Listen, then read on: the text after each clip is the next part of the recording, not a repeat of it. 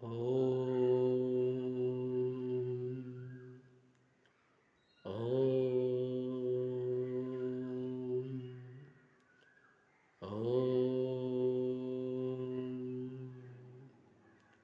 ఓం శ్రీ గురుభ్యో నమః. హరి ఓం.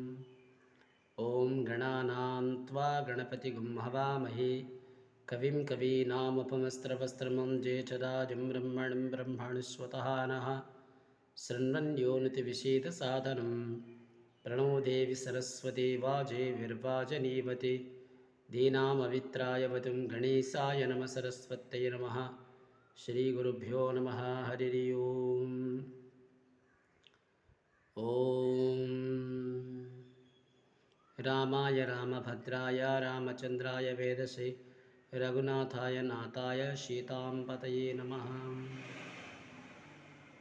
ఓం నమో గురుభ్యో నమః. శాంతాకారం భుజగశయనం పద్మనాభం సురేశం విశ్వాధారం గగనసదృశ్యం మేఘవర్ణం శుభాంగం లక్ష్మీకాంతం కమలనయనం యోగి ఉద్యానగమ్యం వందే విష్ణుభయరణం సర్వలోకైకనాథం. ఈశానం సర్వవిద్యానం ఈశ్వర సర్వభూతానం బ్రహ్మాధిపతి బ్రహ్మణోధిపతి బ్రహ్మైవ అస్తు సదాశివోహం. సభాభ్యాం సభాపతిభ్యశ్చ భో నమో నమః. ముఖ్యంగా మన సనాతన ధర్మ బంధువులకి నా నమస్కారాలు. ఈరోజు నుండి శ్రీ అష్టాదశ పురాణాంతర్గతంగా ఉన్న ఒకానొక ఉపపురాణమైన వైశాఖ మహత్యాన్ని తెలుసుకుందాం. నేడు మాసంలో ముఖ్యంగా మనకి ఈ 12 మాసాల్లో ప్రాధాన్యంగా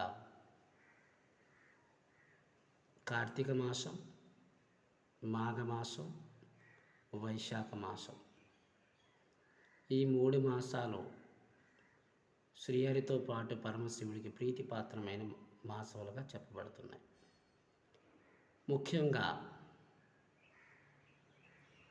ఈ వైశాఖ మాసంలో ఉన్న మహత్యం ఇంకా ఏ మాసానికి కూడా లేదు.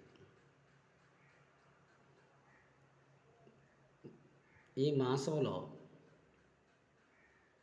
ఈ పురాణాంతర్గత కథలు, నియమాలు, నిష్టల గురించి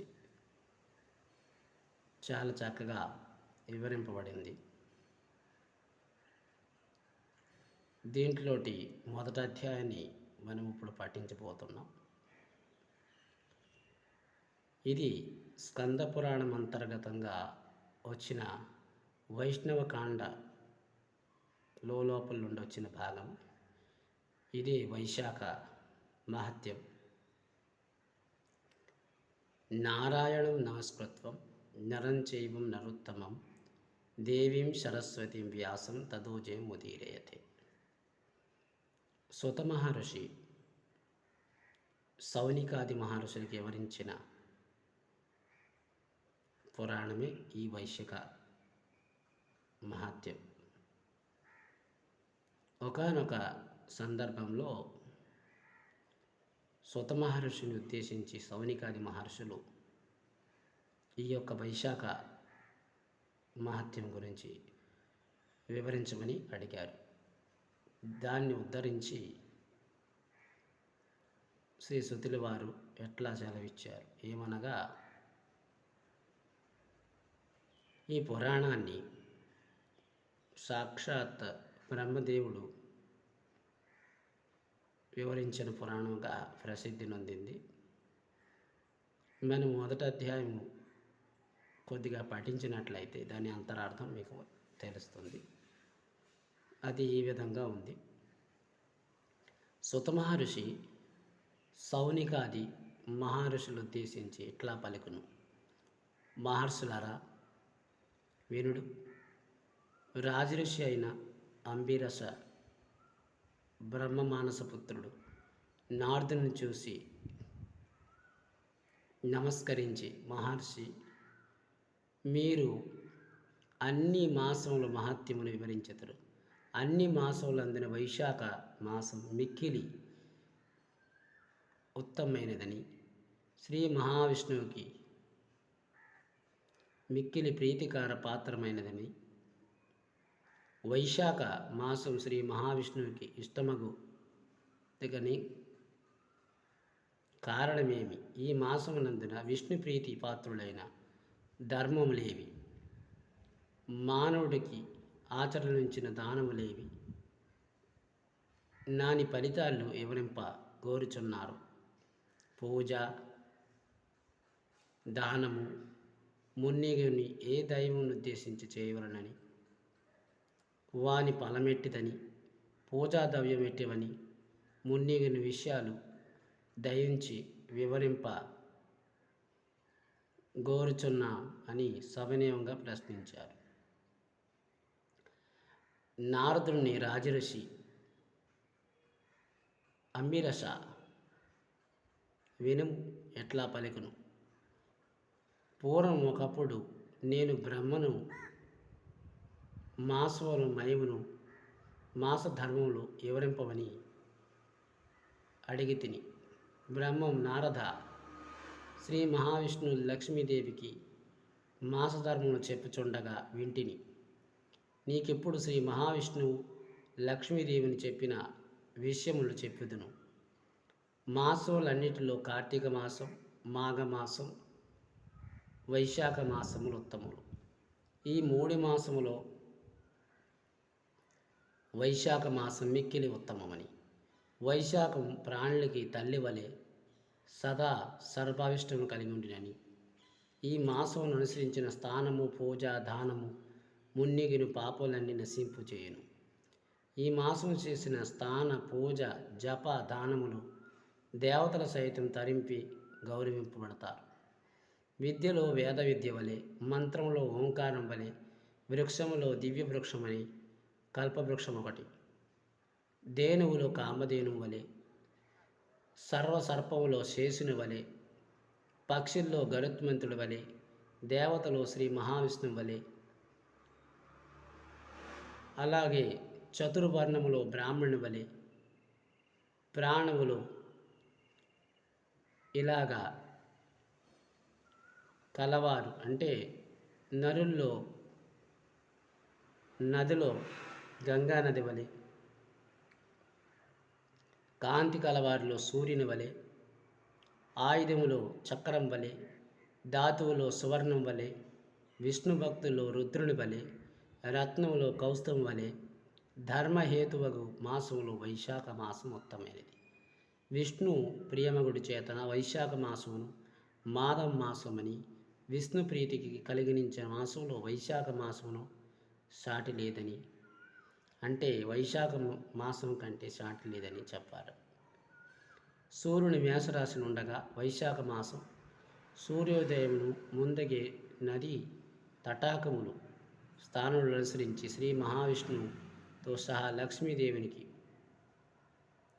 కలిసి అతి ప్రీతితో వారిద్దరిని ఉద్దేశించి ప్రాణులు అన్నమును తినే సంతోషం నందునట్లుగా శ్రీ మహావిష్ణువు వైశాఖ మాసం ఆచరించిన వారు విషయంలో సంప్రీతులగురు. అట్లే వైశాఖం స్థానం అనుసరించి అన్ని వరములు నీ అభిష్టములు తీరును. వైశాఖ మాసం ఒకసారి మాత్రం స్థానమును, పూజను శేషులను పాపవిముక్తుడై విష్ణులోకానికి చేరుకుంటాడు. వైశాఖ మాసం వారం వల్ల స్థానాదులు శేషులను వచ్చుచుండిన పుణ్యఫలం, స్నానం చేసే శక్తి లేక స్నాన సంకల్పం దృఢమగునుచు అతడు 100 అంటే 100 అశ్వమేధ యాగాలు చేసినంత పుణ్యం పొందగలరు. మేష రాశిలో ఉండగా వైశాఖ స్థానం నదిలో స్నానం చేయవలసి సంకల్పించి ఆసక్తి ఉన్న కొంత దూరమైన ఇంటి నుండి ప్రయాణమై వాడు వైశాఖ నది స్థానం సంకల్పం దృఢంగా ఉన్నచో విష్ణు సామ్రాజ్యాన్ని పొందగలరు. అంబిరస మహారాజా, సర్వలోకమునందున తీర్థ దేవత భవ్య ప్రదేశమునందున జలం నదైనను తటాకమైనను సెలవీరైను అందుచేరి ఉండును. జీవి చేసిన సర్వ పాపములను జీవి అట్టి జలమును పవిత్ర స్థానమును అనుసరించిన వరును యమున యజ్ఞాన్ని అనుసరించి జీవ సూక్ష్మ శరీరమును అనుసరించి స్థానం అనుసరించిన ఆ జలము నవిష్టమునందున సర్వతీర్థవలు దేవతల శక్తులను ఆ జీవి చేసిన సర్వ పాపములు అనించునని సర్వతీర్థ దేవతలు సూర్యోదయమును మొదలుకొని 6 గడియములు పరమ భవ్య ప్రదేశములున్న ఆ నది తటాకములు జలములను ప్రవేశించి ఆ జలము దహాన్ని సమయాన్ని స్థానమనుసరించి వారు మాసంలో దేవతలు ఈ యొక్క ఆశీర్వాదం పొంది పాప విముక్తులు అవుతున్నారు. స్థానం అనుసరించిన వారు హితమును కోరుచు ఈశ్వరుని అనుగ్రహం పొందుచున్నారు. సూర్యోదయమైన 6 గడియల తర్వాత తీర్థదేవతలు తమ తమ స్థానములకు పోవుచుందురు. మరలా సూర్యోదయమునకు ముందుగా భవ్య ప్రదేశంలో జలమును ఆవరించి స్నానం చేసేవారి పాపం నశింపచేయుదురు. ఇది మాఘమాసంలో మొదటి అధ్యాయం. ఈ మాఘమాసాన్ని ఎవరైతే ఉదయకాలం సంధ్యాకాలం శ్రీ లక్ష్మీ సమేత నారాయణుడికి దీపార్చన చేసి మీకు తోచినంత ప్రసాదం కలిగి ఉన్నవారు ఈశ్వరుడికి సమర్పించి